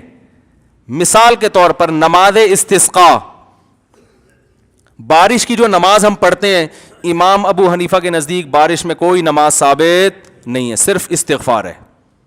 سمجھ رہے ہو, صرف کیا ہے, استغفار. لیکن ہم ساری دنیا میں پڑھی جاتی ہے نا. صاحبین کے نزدیک امام صاحب کے جو شاگرد ہیں ابو یوسف اور امام محمد, وہ کہتے ہیں کیونکہ حدیث موجود ہے, تو امام صاحب تک حدیث پہنچی نہیں تھی, تو جب ان حضرات تک پہنچی انہوں نے بولو نا بھائی, کیونکہ یہ ابھی دین تھوڑی آ رہا ہے بھائی, صدیاں ہو چکی ہیں, یہ سب کام پہلے آپ نہیں ہمارے سامنے حوالے پیش کرے ہیں, یہ سب کام پہلے ہو چکا ہے. تو پہلے سب سے پہلے قرآن ہے, کتاب اللہ ہے, حدیث کا مقام اس کے بعد ہے, پھر حدیث متواتر پہلے ہے, خبر واحد بعد میں. تو یہ جو ایک کہا جاتا ہے نا بس جہاں سے بھی جو حدیث اذا صح الحدیث, کہیں سے بھی حدیث ملے لے لو, ایسا نہیں ہے بھائی. کہیں سے بھی حدیث ملے گی سب سے پہلے قرآن پہ, پھر متواتر حدیث پہ, پھر اس کے بعد تیسرے نمبر پہ. تبھی جو فقہ حنفی کی مشہور کتاب ہے نا, چاروں فقہا کے اصول ہیں حدیث پہ عمل کرنے کے, تو امام حنیفہ کے اصول کیا ہیں, جو علماء احناف کے اصول ہیں وہ یہ ہیں کہ خبر الواحد حجت, خبر واحد حجت ہے چند شرطوں کے ساتھ. نمبر 1, قرآن کے خلاف نہ ہو. نمبر 2, سنت مشہورہ کے خلاف نہ ہو, چاہے بخاری کی حدیث ہو. نمبر 3, ایسی حدیث نہ ہو جس میں ابتلا عام ہو اور نقل کرنے والا ایک ہو. یعنی ایک واقعہ نبی کے دور میں ہوا, سب نے دیکھا, نقل صرف ایک کر رہے ہیں, تو یہ خود اس کی علامت ہے کہ یہ واقعہ یہ بیان کرنے والے سے غلطی ہوئی ہے. دیکھو انڈا موڑ پہ دھماکہ ہو جائے, ایک آدمی آ کے بتا رہے دھماکہ ہوا ہے, بم پھٹا ہے, آپ کہو گے یار صبح سے ایک ہی بندے نے بتایا, یہ بم پھٹنا کوئی ایسا واقعہ تو نہیں جو اکیلے آپ نے سنا ہو, اہمیت بھی ہے اس خبر کی اور سنا بھی سب نے, تو ایک کیوں نقل کر رہا ہے؟ تو اگرچہ وہ کتنا ثقہ ہوگا مگر یہ قابل قبول نہیں ہے. تبھی ہم یہ کہتے ہیں کہ حدیث میں آتا ہے نا, اذا بلغ الماء قلتین لم يحمل الخبث, جب 2 مٹکے پانی ہو جائے نا تو پھر اس میں نجاست گرے تو وہ ناپاک نہیں ہوتا. احناف کہتے ہیں ایسا نہیں ہے, جب تک مائع کثیر, اتنا زیادہ پانی کہ جس کو لوگ دیکھنے میں پانی کہیں, اس میں تھوڑی سی نجاست گرے گی وہ پانی نہیں ہوگا. 2 مٹکے پانی تھوڑا نہیں ہوتا, زیادہ نہیں ہوتا, تھوڑا ہوتا ہے. 2 مٹکے پانی میں نجاست گرے گی تو وہ پانی کیا ہو جائے گا, ناپاک. اب ہمارے خلاف یہ دلیل پیش کرتے ہیں تو صحیح حدیث ہے, آپ اس کو نہیں مانتے. ہم کہتے ہیں بھائی نجاست کا مسئلہ نبی کے دور میں اتنا عام تھا, صبح و شام نمازیں ہوتی تھی, ایک صحابی یہ کیوں روایت کر رہے ہیں؟ اور پھر حضرت عمر کے دور میں ایک واقعہ پیش ہوا, کسی نے اس حدیث سے استدلال کیوں نہیں کیا؟ وہ واقعہ کیا تھا؟ کنویں میں گر کے ایک حبشی ہلاک ہو گیا تھا, حضرت عمر نے سارا پانی نکالنے کا حکم دیا, حالانکہ وہ 2 مٹکے سے کئی گنا زیادہ تھا. نہیں یاری بات, وہ تو کہتے بھائی جب اتنا پانی نکال دو کہ رنگ بو اور ذائقہ کیا ہو جائے, ختم ہو جائے, لیکن انہوں نے کہا سارا پانی, تو یہ تو صبح شام ہوتی تھی نا. تو بہت ساری چیزیں ہوتی ہیں, لیکن آج جیسے وہ ہوتا ہے نا, ایک کسی کے ہاتھ میں ایک خطرناک چیز آ جائے, اور جیسے وہ امریکہ کہتا ہے نا پاکستان کے پاس ایٹم بم ہے تو یہ غیر محفوظ ہاتھوں میں چلا گیا تو کہیں بھی پھاڑ دیں گے, ہوتا ہے نا ہر وقت وہ ہمیں ڈراتے رہتے ہیں, غیر محفوظ ہاتھوں میں چلا گیا تو کہیں بھی پھاڑ دیں گے. تو واقعی اگر سوچو ایٹم بم کسی غیر محفوظ ہاتھ میں چلا جائے, یا کسی پاگل کے ہاتھ میں آپ نے بندوق پکڑا دی, او بھائی بھاگو پھر وہاں سے. تو یاد رکھو یہ قرآن و حدیث کسی انجینئر یا کسی ڈاکٹر کے پاس آ جائے نا, بھاگ جاؤ وہاں سے. بات آ رہی ہے سمجھ میں؟ یہ ایک بم ہے جو نااہل کے ہاتھ میں آ گیا ہے, سمجھ رہے ہیں؟ ایک بم ہے جو کس کے ہاتھ میں آ گیا, ایسے شخص کے ہاتھ میں آ گیا جو اہل نہیں ہے, وہ کچھ بھی کر دے گا. تو اب یہ نہیں کہ اس کو سنو وہاں سے پتلی گلی سے نکلو بھائی, جیسے پاگل کے ہاتھ میں بندوق, عقل مند کے ہاتھ میں آئے گی, فائدہ ہوگا اس بندوق سے. آپ کہو گے اس کے پاس آگے کھڑے ہو, یہاں چور نہیں آئیں گے, یہاں ڈاکو نہیں آئیں گے. جیسے یورپ میں جو پولیس ہوتی ہے نا, لوگ اس کے پاس جا کے بیٹھ جاتے ہیں, ان کو پتا ہوتا ہے کہ یہاں کوئی بھی نہیں آئے گا. ہمارے یہاں پولیس ہوتی ہے, بھاگ جاتے ہیں لوگ یہاں سے. کیا ڈاکو بعد میں لوٹے گا، یہ پہلے لوٹ لے. یہاں ایک ہوٹل تھا، وہاں کبھی کبھار مجھے پٹھان ہوٹل کے پراٹھے بڑے اچھے لگتے ہیں، میں وہاں جاتا تھا ناشتہ کرنے کے لیے. تو وہ پولیس والے بھی کی موبائل آتی تھی، وہ جو ہوٹل کا مالک ہے نا، وہ دھڑا دھڑ پراٹھے، وہ دھڑا دھڑ چائے. میں نے کہا آپ کا تو آدھا بزنس تو یہیں سے ہو جاتا ہے. انہوں نے کہا کہاں سے ہو جاتا ہے بھائی، 1 روپیہ نہیں دیتے، پراٹھے بھی کھاتے ہیں اور چائے بھی پیتے ہیں. اور تو ہمارے ہاں بھائی سارے پولیس والے ایک جیسے نہیں ہوتے. جو بیان نہیں سن رہے ہیں ان کی بات کر رہا ہوں. کہیں کھڑے ہوئے ہوں تو آپ وہاں سے شارٹ ہو جاتے ہو. تو بیٹم بم محفوظ ہاتھوں میں ہوگا تو ڈیفنس کا سبب بنے گا. بندوق محفوظ ہاتھوں، تو اسی طرح یاد رکھو قرآن و حدیث اس کے اہل کے پاس جب ہوتا ہے تو وہ پھر صحیح گائیڈنس ملتی ہے. جب نا اہلوں کے ہاتھ میں آ گیا نا، سعودی عرب میں کوئی نہیں ہے ایسا. آپ کو نہیں ملے گا کہ سعودی عرب میں کوئی بھی ڈاکٹر جو ایک میڈیکل سائنس کا ڈاکٹر ہے وہ لوگوں کو فتوے دے رہا ہو. کبھی سنا آپ نے؟ وہاں گورنمنٹ کنٹرول کرتی ہے، ہمارے ہاں گورنمنٹ کنٹرول نہیں کرتی. لہٰذا کوئی بھی اٹھے، غامدی صاحب جیسے لوگ بھی پیدا ہو رہے ہیں. آج نیا فتویٰ کسی نے بھیجا کہ وہ عورت بھی امامت کرا سکتی ہے، اس کے ناجائز ہونے کی کوئی دلیل نہیں ہے.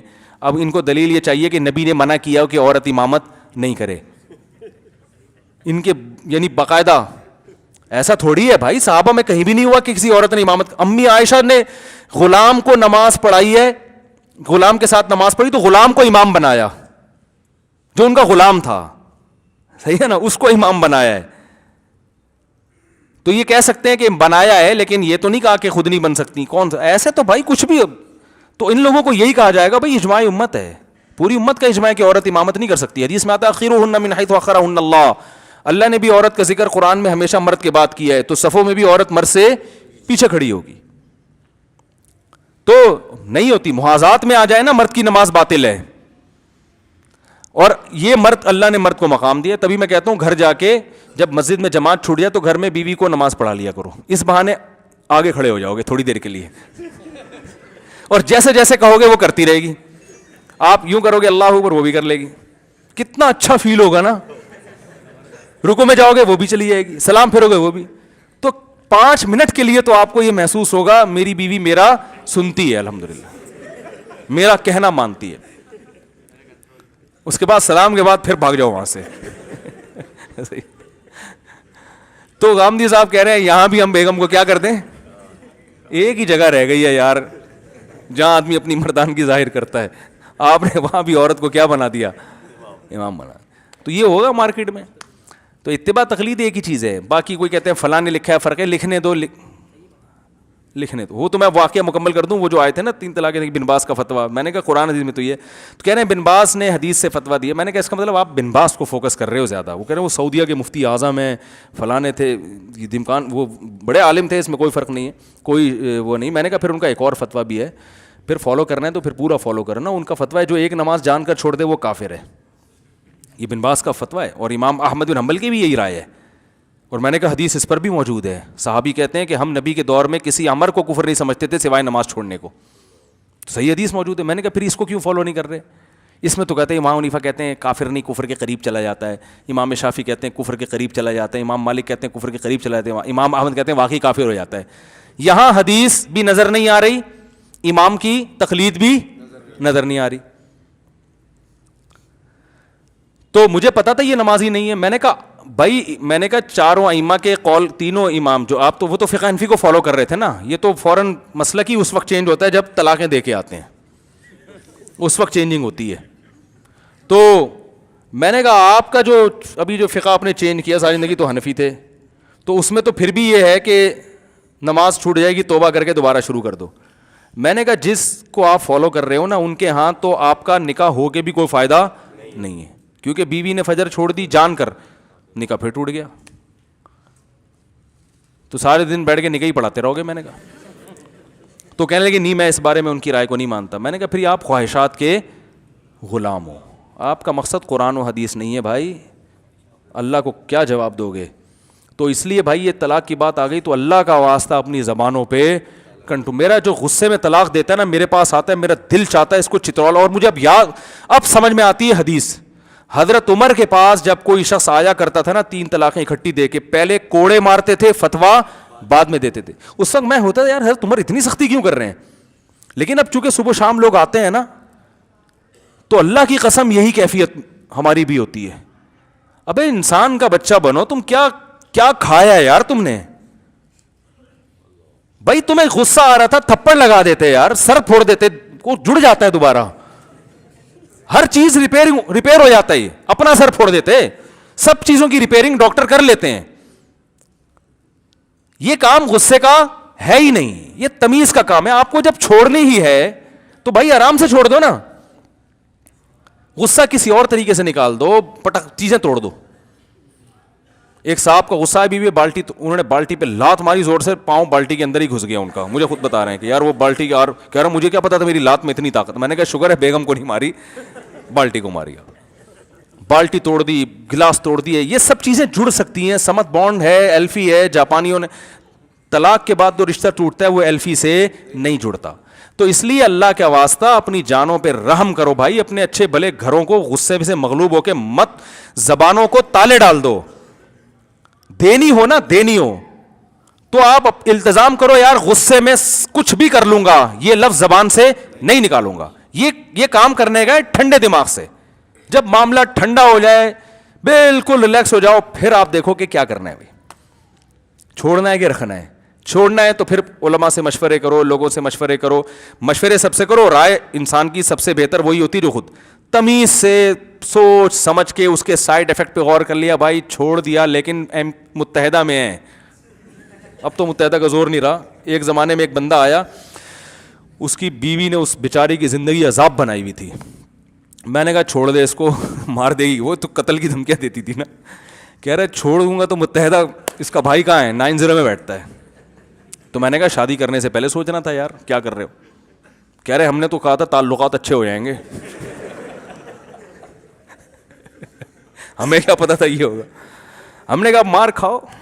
ہمارے حضرت فرمایا کرتے تھے ضرب الحبیبی زبیب, محبوب کی مار کشمش کی طرح میٹھی ہوتی ہے, کھاؤ پٹو. تو اب پتہ نہیں بیچارے کا کیا ہوا ہوگا, کئی سال پرانا واقعہ, جب بڑا زور تھا متحدہ کا. تو یہ کام جذبات میں کرنے کا میرے بھائی نہیں, آرام سے تمیز سے التزام کر لو. بھائی غصے میں تو نکالنا یہ لفظ ایک لوگ کہتے ہیں ایک دینے میں کیا, ایک بھی نہیں, غصے میں نہیں, تمیز سے آرام سے امن شانتی کے ساتھ بیٹھ کے پھر تمام سائڈ افیکٹ پہ غور کر, بچوں کا کیا ہوگا ہے بھائی, اور افورڈ کر پاؤں گا دوبارہ شادی میں, ایسا نہ ہو اس سے بھی جاؤں. بھائی ایسا بھی ہوتا ہے, لوگوں نے دیے طلاقیں, بعد میں نہیں ملی, وہ کہہ رہے ہیں یار وہ اس سے تو بہتر تھی. بھائی ملی ایسی کہ آدمی کہہ رہا ہے یار وہ کم از کم وہ اس سے تو بہتر ہی تھی. ایک صاحب نے بیوی کو طلاق دی, پھر ان کو شادی ہو گئی, وہ اخلاق اچھے نہیں تھے بیوی کی, شکل اچھی تھی اخلاق اچھے نہیں تھے, طلاق دے دی. دوبارہ جب شادی ہوئی ہے تو اخلاق اچھے تھے, شکل اچھی نہیں تھی.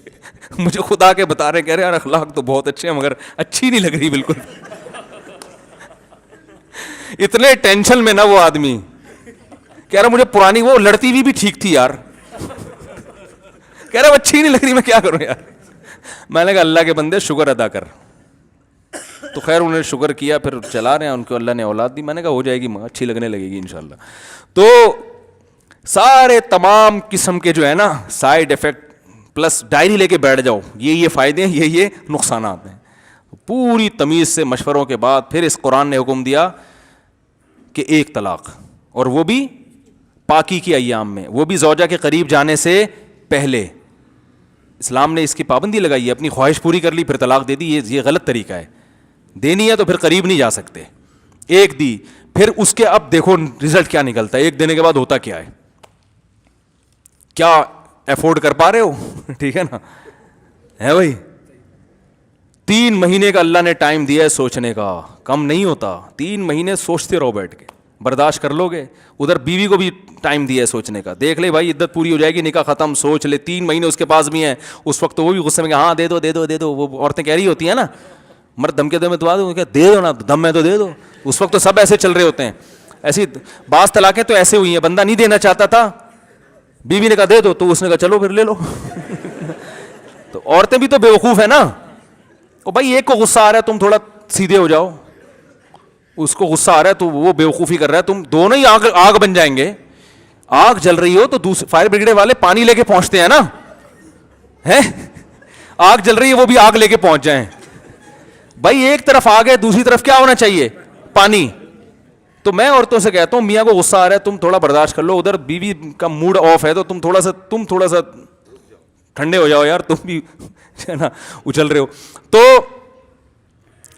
اللہ نے حکم دیا ایک کے بعد بس ایسے ہی, وہ بھی 100 دفعہ سوچنے کے بعد, غصے میں وہ بھی نہیں دینی ہے, پھر ٹرائی کرنے کے لیے کہ یار اب دیکھو اب افورڈ کر سکتے ہو کہ نہیں کر سکتے. ہمارے حضرت کا میں واقعہ بتاتا ہوں نا, ایک صاحب آئے, انہوں نے کہا کہ میں بیوی سے بیزار ہوں, پشتو اسپیکنگ تھے, پٹھان تھے, میں بہت پریشان ہوں. پھر حضرت نے ان کو, وہ کہہ رہے نہیں بنتی بھائی, پھر حضرت نے کہا چلو ٹھیک ہے, جب نہیں ہو رہا تو پھر ایک دے دو. وہ بڑے ٹھنڈے مزاج میں نا انہوں نے ایک دی ہے. 3 مہینے گزرے ہیں, انہوں نے کہا کہ نہیں رہ سکتا اس کے ساتھ. 3 مہینے گزر کے نکاح ختم ہو گیا, وہ چلی گئی اپنے گھر. 2 سال کے بعد حضرت کے پاس آئے کہ بھائی میرا اس کے بغیر گزارا نہیں ہے. خاک چھان رہے ہوں گے بیچارے, کو رشتہ نہیں ملا ہوگا کوئی, یا مل رہا ہوگا اس جیسا نہیں مل رہا ہوگا. حضرت کے پاس آئے کہ میں اس سے دوبارہ شادی کرنا. حضرت فرمائے تم نے اللہ کے حکم پر عمل کیا. وہ جو عبداللہ بن عباس کی حدیث بتائی نا کہ تو اللہ سے نہیں ڈرا, تیرے لیے نہیں ہے, یہ اللہ سے ڈرے نا. تو حضرت نے فرمایا یہی شریعت پہ حکم کی برکت ہے بھائی, راستہ کھلا ہے, جاؤ نکاح کر لو دوبارہ, لیکن رجوع نہیں ہو سکتا کیونکہ عدت پوری ہو چکی ہے. بیوی کو اختیار ہے آپ سے دوبارہ نکاح کرنا چاہے کر سکتی ہے, نہیں کرنا چاہے. انہوں نے پیغام بھیجا, اس کو بھی اللہ نے سمجھ دے دی, انہوں نے کہا چلو دوبارہ سے. اب جب اس کے بعد دوبارہ شادی ہوگی تو اس میں اب نہیں ہوگی طلاق. ان کو پتہ ہے بھائی دونوں نے مزہ چکھ لیا ہے طلاق کا, ٹھیک ہے نا. تو جب بھی کوئی 3 طلاقیں دے کر آئے نا, تو ہم اگر پرمیشن ہوتی گورنمنٹ کی طرف سے, مسئلہ بعد میں بتاتے, ڈنڈے پہلے لگاتے, اور پھر اوپر سے حلال بھی کر لیتے ہیں جا کے. تو زبان کو ایلفی لگا لو اس معاملے, بھائی نہیں دینی, خط کچھ اور بات کرو, صحیح ہے نا. تو دینی ہے تو یہ اتنے ٹھنڈے ونڈے طریقے سے. سورہ قلم تو رہ گئی, پھر اگلی دفعہ انشاءاللہ یہ سوال ریکارڈ کر لیں بھائی, 1-2 سوال کروں گا بس, وقت بہت زیادہ ہو گیا. ہمارے کو مہمان بھی آئے ہیں بہت دور سے کہ دیندار خاتون کو نکاح میں ترجیح دیں. اگر والدین کسی اچھی کا کرنا چاہیں تو دیندار نہ ہو تو کیا کریں. بھائی نہیں مانے والدین کی بات, یہ بس یہی مسئلہ کافی ہے, وقت بہت زیادہ ہو گیا. پھر یہ آگے اگلے, بے دین سے نکاح کرنے میں اور نسل برباد ہو جاتی ہے, نسل, کیونکہ بچے ماں کی کو فالو کرتے ہیں آج کل. ماں اگر بے پردہ ہے تو بچے پردہ نہیں کریں گے, ماں بے نمازی ہے تو بچے نماز نہیں پڑھتے, تو پھر آپ ایک ٹینشن میں ہی رہو گے. تو اس میں کمپرومائز نہ کریں. بے دین بیوی کے ساتھ تو کسی حد تک گزارا لوگ کر لیتے ہیں, آگے نسل پھر جب ہوتی ہے نا, آپ کی بچی ہاف سلیوز اور سلیو لیس کپڑے پہن کے گھومے گی, آپ کچھ نہیں کر سکو گے پھر. تو اس لیے دیندار کو ترجیح دیں. نبی صلی اللہ علیہ وسلم نے بھی دیندار کو ترجیح دینے کا حکم دیا ہے. بس کافی ہے میرا خیال ہے آج کی تاریخ میں. سبحانک اللہم و بحمدک, نشہد ان لا الہ الا انت, نستغفرک و نتوب الیک. Thanks for watching. Don't forget to like, comment, share and subscribe to Mufti Tariq Masood Speeches channel.